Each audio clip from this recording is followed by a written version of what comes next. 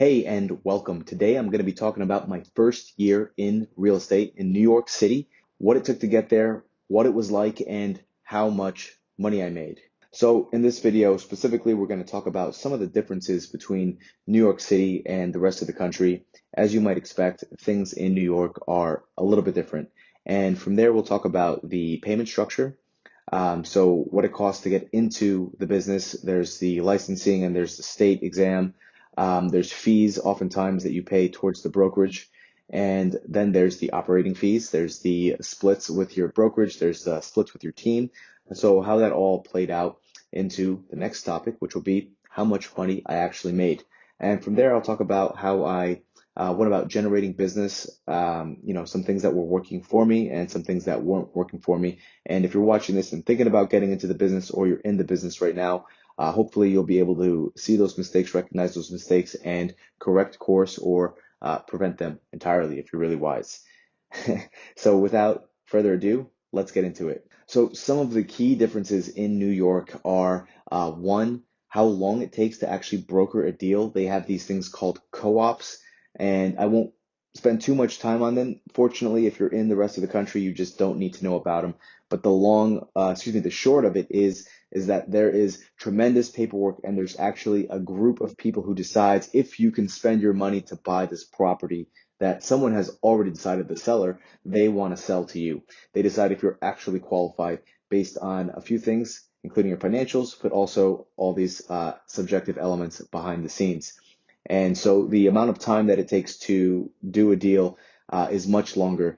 In a normal case, that could take about 85 days or so. And kind of along the worst case scenarios, you're looking at a 6 month to 9 month time to close from having the contract go out and then going into contract and the rest of the phase. So that's one huge difference. Another huge difference is because everything is closer to each other, like you can make some money doing rentals. And I know there are people that make a lot of money doing rentals. Rentals was what I actually focused on heavily. My first year, the company that I was with was called City Habitats, and they were a rental company. And so you could do sales, you could do whatever you want, you could even do commercial, but they were known for rentals. I had access to their database and I focused heavily on rentals. And that's something that I just wouldn't recommend if you're starting right now. Focusing on sales is definitely the way to go. Payment structure. And for those of you who are still getting your license, I want to stress to you that what you learn in the license class is not important. It is very nothing to do with actually making money. Like you need to know some of those things, specifically the things that might get you sued, like disclosure, and what's okay and what's not okay. But if you have some common sense, you should probably know what's okay and what's not okay. Maybe there's some technical questions that you need to know for the course itself, but it will have no effect on the performance and your ability to make money. And so I want to stress to you that you shouldn't spend too much time on studying for the test. It's something that you should just pass and it'll be behind you. Otherwise, it'll take probably a month or 2 months to get that, depending on where the state is with their scheduling. So first, you end up getting basically a pre-licensing course done from a third party that's not the state, and you complete their course. You get a certificate, and you take that certificate and you go to the state and say, "Hey, I passed. I know the basic stuff. I'm ready to take the test." And then you wait from that day for the actual test date. You take the test, you pass, and then you get your license. And from there, you need to associate with an actual broker, because if you're just starting, you're not actually a broker. You're a real estate licensed salesperson, which might be like a realtor. I think you'll have the same differences, but I don't know what they're technically called in the rest of the country. In New York, it's licensed real estate salesperson, and then there's associate broker and then broker. So you need to hang your license with a brokerage, and there's all these different players to choose from. So I'll talk a little bit about making your selection. The biggest difference you're going to notice is the split. Some will pay you 100% with maybe some fees involved. Some will pay you out 100% after a certain amount of commissions made. So if you bring in, I don't know, $100,000 total, and your split was 50%, and then it rose to 60%, and then 70%, and now you've generated them, $20,000 in their side commissions, and now you're at 100% for the rest of the year. And then there's other firms, which are the ones that I dealt with in vertical markets in cities and urban areas, there's legacy players, let's say, like a Douglas Elliman has been there for 100 years, is their reputation. The firm I ended up with at Warburg has been there for over 100 years, right? And that branding mattered. Keller Williams was just not as successful coming in to New York City as they thought they would be, because they didn't have that brand. And I don't know what else was going on behind the scenes, but that really matters. And so I ended up taking a much lower split, and actually probably a bad deal. Getting into the payment structure a little bit further, at City Habitats, the split was 35% for your first 6 deals. They had a good training program, a decent training program at least, and that was what they were saying. In reality, it was me sticking to the mentor and getting some few tips from him on advertising that really let me generate some money quickly. And then me identifying like who are the people in this office that are making the most money, that are doing well, and what is it that they're doing well, and I work to emulate them. So one guy was really good at like advertising and taking his photos, so I ended up investing in a camera, which cost me about $1,600, but I made all my money back within 5 days because my photos were so good, so much better than everyone else's, and my ad therefore was much more appealing. I was able to generate the lead, and I was able to close a deal, like obviously within a week or within a few days, that put about $3,000 in my pocket. So I started out with a 35% split and I ended up at a 50% split, but I had a bad deal because leads that I got from this mentor were split in half. So really I was making like 25% of the total pie. He would push me a lead that was not really too vetted. It wasn't worth 50%. And as I was going through the year, I figured out like these aren't really great deal terms. They didn't feel like great deal terms. I was eager to get started, which is why I just said yes. I was eager to get some direction. And after, I don't know, maybe 5 months or so, I had figured out um, it's time for me to associate with a better team and get a better split. And so I ended up moving over to another team. And the benefit of joining a team, I recommend if you're starting that you look for a team to join, is that you are under their umbrella. So this team was generating 70% split. That was their deal. And so by going to that team, I was able to get a 60% split, which is not a 10% increase in money, actually. The difference between 50 and 60% actually means that you're making 20% more, which is a huge difference. That's almost catching up to the gas prices. Haha. And so my split ended up at 60% towards the end of the year. And at the end of the year, when all is said and done, I made about $25,000. But don't worry, I learned a lot of things along the way, and I ended up making a lot more money my second year and my third year and my fourth year. I'm not just after my first year, if that wasn't clear. And so some of the things that I did well that worked for me were, well, finding a team and finding a mentor. Like I definitely would have been clueless. Even though the split terms were bad, that was enough direction that I was able to start generating money within 2 weeks of being in the business. And, I didn't have a cushy savings account by any means. I was 18 years old at the time, or excuse me, 19 years old, living in a basement in a terrible situation and just hungry to get some commissions going. And so working with the mentor and then later moving on to the team were the things that I did well, focusing on the lead generation, focusing on learning the market and figuring out, what are the best angles to take, focusing on the processes.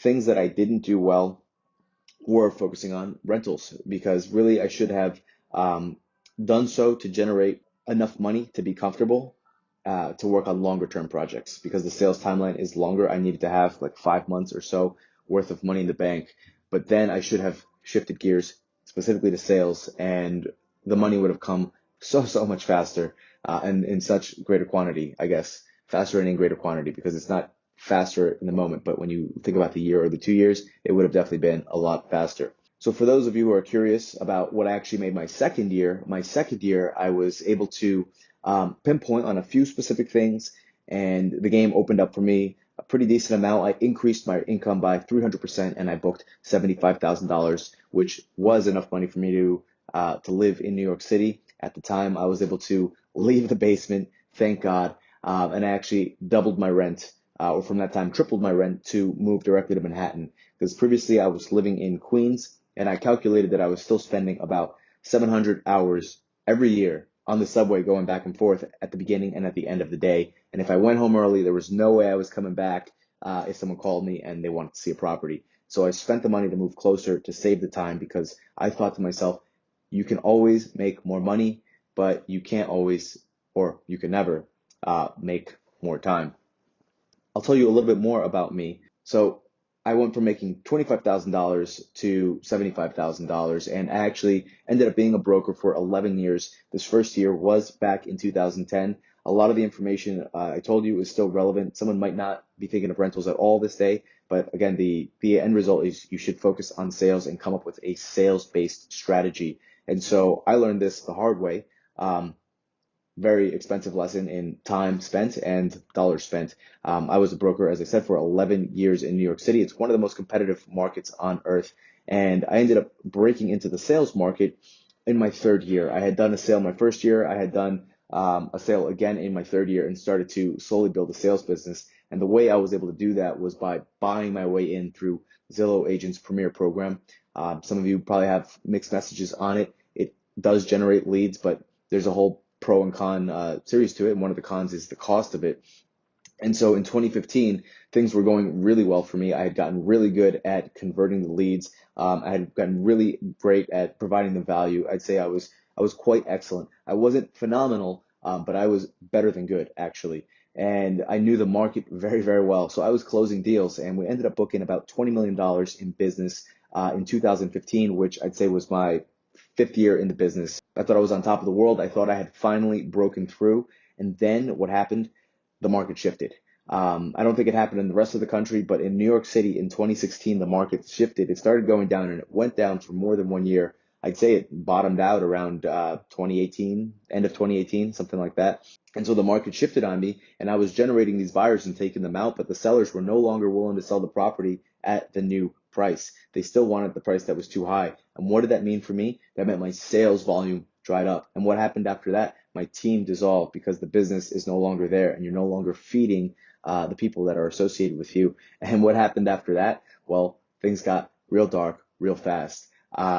I was basically on my way back to the poorhouse. I got pretty close to bankruptcy because when my volume dried up, my expenses did not dry up, and I was holding this very heavy bag of bills, including a $7,000 a month Zillow Premier agent bill. And so I need to figure out what to do. And I was thinking to myself, like, what the hell is going on? Why is this happening? I'm excellent at what I do. I'm better than good. I'm providing value. I'm closing deals. I was closing deals. I know what I'm doing. I am a valuable agent to work with. You probably want to work with me instead of your friend. And in fact, you definitely want to work with me instead of your friend. You just don't know it. Why is this happening to me? And so I started thinking about things a little bit differently. I picked up a Keller Williams book, actually, Gary Keller's Millionaire or Million Dollar Agent. I forgot the title, but it's something like that. And I started to think about what I was doing a little bit differently. I started to think about it more like a business with a P&L and with an org chart and with me as the CEO of the business. Now I had one teammate left, and I was under a lot of pressure to provide for myself just to avoid being out in the streets. I mean, it was pretty close, but also to provide for my teammate. You know, I gotta put food in the plate when I'm the team lead. And so I shifted my strategy over. I read this book, and I started reading more and more, looking for the information, looking for the answers. I am someone who believes that if it's not working, it's probably my fault, because why? Other people are in the business and they are successful. And so it's not a magic trick. You know, they're not gods. They are humans, and they figured out this process. They figured out the answers, so I could figure out the answers too. And I really believe that. And I still believe that to this day. In fact, I know that's absolutely true. So I was looking for answers everywhere I could find YouTube videos, trainings, whatever it was. I would download someone's scripts and look at the scripts, their processes, and look at their processes. And what I ended up doing was moving over to the sales side of the business, but it was very slow and very painful, and it just wasn't working for me the way I thought it would. I mean, I was able to correct course and avoid being homeless. Thankfully, I'm here. And don't worry, the story gets much, much better. And so I was able to correct course, but basically I was just above being underwater again. I was just above that line. And I knew that if I didn't do something else, if I didn't do something much better, that I would have a stagnant career, that I would go nowhere, that I would be, in my eyes, kind of a loser. I wanted success. That's what winning meant to me, which meant getting a ton of volume and running a team and, you know, being kind of the big shot. It doesn't have to mean that for you, but you're certainly going to want to be able to provide a lifestyle for yourself, provide for your housing and, whatever your material needs may be, and still have enough left over to be comfortable, however that, looks for you. And so I knew that I wasn't going to achieve my success without doing more. And that's when I looked and I found the answer.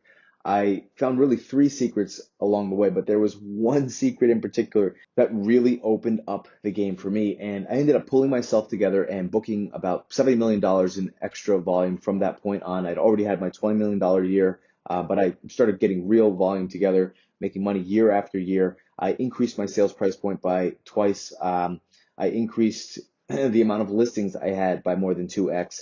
And last year, I actually left the business. I left early in 2021. I didn't really do anything for all of last year. And because of these secrets that I learned, because of these systems and frameworks that I was able to put together in this kind of hodgepodge and put in place and keep and maintain, I was able to generate $10,599,684 worth of business last year. And that is what I'd like to do for you. If you're still watching this, I'd love to share that result with you. Don't worry, I'm not selling anything. I'm not asking for your credit card, but I do have a 30-day planner to offer you. And that is really the result I'd like to deliver to you. And so what I'm going to do now for the rest of the video, I'm going to share with you some points of advice, specifically 6 points of advice that, knowing what I know now would have saved me so much time and so much money. And I hope that they can do that for you. I hope that when you take the next 6 points of advice and you start implementing them into your business, into your strategies, into your daily routines,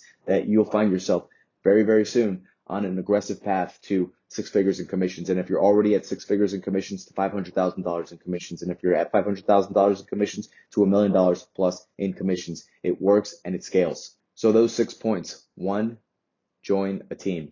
Generating leads is the biggest problem that any business has, including a realtor. And if you're becoming a realtor, you'll find that it is one of the most saturated markets that you can get into. Everyone's a realtor because it's pretty cheap, relatively speaking, to get into the business. The license fees may seem expensive, but when you look at getting into any business and what the costs are, becoming a realtor is relatively cheap. And you're not fully a business because you're under someone else, under the broker, who's a little bit more like the business. But the point is that the barriers to entry are so low that so many people are in the business, which is why there's such a high failure rate. But you're not going to be one of the failures. So you will focus on joining a team because you'll then solve the lead generation problem. And basically, the team needs to provide you with leads. They need to provide you with business to do so that you can start earning money right away while earning experience. There's some things that you're just not going to be able to learn without actually going through the time yourself, going through the experience yourself. And the team is going to put you in those positions faster. They're going to have listings that they need you to have the open house for, so you can be in the hot seat and you can see, what are the questions people ask? What are the things to know? You can ask the team lead, what's the process like? What should I do at this point? How should I handle this situation? So you can begin to build real expertise and real confidence. Point number 2, focus on getting listings. So the next thing you should do is you should focus on getting listings, because if you're on a team, there is a strong chance that they're not going to be bringing you on the listing pitch. They're not going to be giving you the premier cuts because you don't actually have attribution. When you have attribution, when you're actually bringing the lead to the table, then you're way more valuable than someone who depends on the lead to be brought to them. And so when you focus on listings, you'll be able to partner up with your team lead and say, I brought these listing appointments in outside of the sphere of your business. And because of that, I want a higher cut on these listings, but I also want to be on the listing appointment. And the reason that's important for you is because you'll then get the experience of how the big dog handles the listing appointment, which is one of the most important conversations in the whole game. because if you get to the listings but you can't convert, you're still not going to make money. And so you'll find that there's these specific points that you need to get really good at converting to the next step in order to start generating your business. But first, you need to generate listing appointments. And after you've done that, you get to step number 3, create a routine and protect it. Do not allow yourself to be talking at the water cooler for an hour about the football game or shopping or anything else. Your time is valuable. You only have 24 hours and you're going to waste an hour when you could be generating more business. That phone call, one phone call could generate you a new lead. It could open up your whole career potentially. The possibility is there, which is what's so exciting about working in this kind of business, in a commission business. So what you need to do to protect that is create a routine. You need to carve out a set amount of time that you're going to spend on things like lead generation, on things like training, on things like learning the market. Whatever it is that you decide, you're going to need to create a routine that lets you step into that role and not even think about it, because it's not fun calling for a few hours if that's what you decide to do, or looking through social media and figuring out who you want to emulate, which accounts you want to model to make your videos to generate awareness for your brand. You're going to need to create a routine and protect it if you're going to want to get on a fast track to 6 figures in commissions and more. Point number 5, you should have some money in the bank. I didn't have any money in the bank. I know I'm very far out on the risk curve compared to a lot of people. You should have at least 6 months of expenses in the bank so that you can focus on sales. If you can't have 6 months of expenses in the bank, then as a substitute, you should focus on some rental business in the very short term so that you can generate the commissions to sustain yourself while you start getting your sales engine going. Point number 5, you need to make time for training. This video right now is training. So you're not on social media right now, you know, doing something that isn't generating you revenue. Right now, you're improving your offering to the market. Why are you, or how are you improving your offering to the market? By watching me, because you're getting some ideas on direction that you can take. So by spending your time in a more focused manner, then you're going to be able to deliver more value to the market. You're not going to deliver value to the market if you don't call them or you don't connect with someone and say, hey, I have an offer for you, right?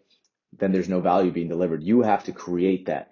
That is what you're doing. It's the meeting of the minds, and you're creating that meeting. And that is why you generate a commission that you do. That is why it's worth 6%. A machine cannot do that. There's maybe some sales funnels and some online marketing tactics that can move things down. But when you're dealing with high ticket items like someone's home, you need a human being, and that human being is you, and you're creating value for the market. And the way you do that is by training, by improving your value proposition. You improve yourself as an individual. You improve your sales scripting skills. You improve your knowledge of the process. Whatever it is, the training never stops, because your competition is not going to stop growing themselves. And so if you don't continue to grow, someone else is going to get better, and eventually they're going to take your business. And the last point of advice, you should plan to do this full time. I saw someone else mentioning a pretty popular account that you could go part-time. I think he had said that he does it part-time. I'm pretty sure that he represents an outlier situation. And if you're more like the average person getting into this, more like me, I didn't know anybody. There is no way I would have achieved the level of success if I didn't start full-time to generate the money I needed to continue growing the business. You need to be full-time. You're just not going to generate the lead volume. You're not going to get the knowledge fast enough. And when you don't see those commissions after 6 months because you're part-time, you're probably going to become one of the 80 to 90% that quits. So my last piece of advice is be full-time. Hey, thanks so much for watching this. I hope you got a ton of value. I think you know the drill by now. This is where the content creator asks for a thumbs up and all of that. But instead, I'm going to do things a little bit differently. While I certainly would like you to subscribe to the channel and give me a thumbs up and even comment below and tell me what you think. What I'm really going to ask for you is that if you're serious about your real estate business, if you're serious about growing your business, that you download the free 30-day plan to success that I have put together for you. It talks about 3 specific action steps that you can take to go from where you are today to an aggressive path to earning 6 figures more in commission, to really changing the trajectory of your business. And so I put that together for you. It is a training that you can come back to day after day after day. It's going to really help you get focused on what you need to do. It's going to help you know where you're spending your time, why you're spending your time, and what result you can expect from that time. And that's in the link below. Click that. Yes, I am going to ask for your email, but I think it's an incredibly valuable piece of whatever it is, training tool. It's an incredibly valuable training tool that I put together that you're going to get a ton of utility from. It is not a PDF that you're going to download and lose the next day. And I'm not going to need your phone number. You're not going to get an aggressive text message flurry asking me to sign up for a coaching consultation or asking you to sign up for a coaching consultation. None of that. Okay. It is a one pager. You're going to download this thing. You're going to come back to it and you're going to work through the exercises on your phone or on your desktop if you're on your desktop, and it's going to give you real value right now. So please download that, and I'll see you next time.